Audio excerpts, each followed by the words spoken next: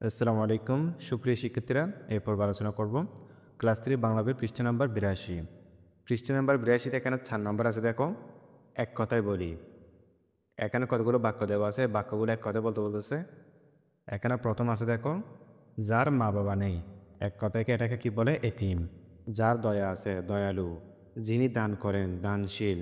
যার দুঃখ আছে, দুঃখী।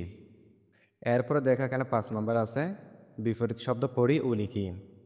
এখানে কতগুলো শব্দ আছে, এগুলো বিপরীত শব্দ কি হবে এগুলো আমরা জানবো এখন। এখানে আছে দেখো ধনী, ধনীর বিপরীত শব্দ হচ্ছে গরিব। এখানে আছে অল্প, অল্পের বিপরীত শব্দ হচ্ছে বেশি। এখানে আছে কষ্ট, কষ্টের বিপরীত শব্দ হচ্ছে সুখ। এখানে আছে দয়ালু, এর বিপরীত শব্দ হচ্ছে নির্দয়। এখানে আছে ভালোবাসা, এর বিপরীত শব্দ হচ্ছে ঘৃণা। এরপর এখানে ৬ নম্বর আছে দেখো বলি ও লিখি।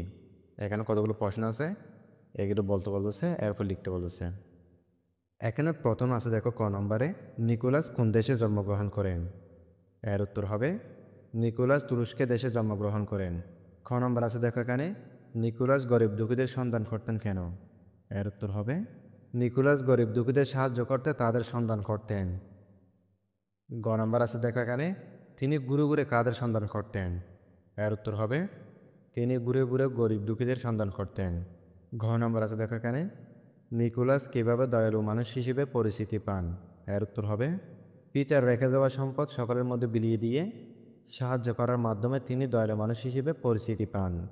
ও নম্বর আছে এখানে, তিনি কাদের উপহার দিতে পছন্দ করতেন? এর উত্তর হবে তিনি শিশুদের উপহার দিতে পছন্দ করতেন।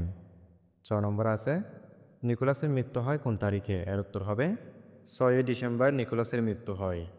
এখানে ৭ নম্বর আছে দেখো, পুরুষবাচক ও স্ত্রীবাচক শব্দ জেনে নিই। এগুলো হচ্ছে পুরুষবাচক শব্দ, এগুলো হচ্ছে স্ত্রীবাচক শব্দ। এখানে আছে বাবা, বাবার বিপরীতে মা। এখানে আছে ভাই, ভাইয়ের বিপরীতে বোন। এখানে আছে বর, বরের বিপরীতে কনের।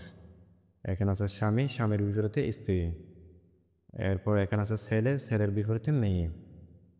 এই সবগুলো হচ্ছে পুরুষবাচক শব্দ, আর এগুলো হচ্ছে স্ত্রীবাচক শব্দ। তাহলে শিক্ষার্থী বন্ধুরা, তোমরা এগুলো ভালো করে দেখে নিও।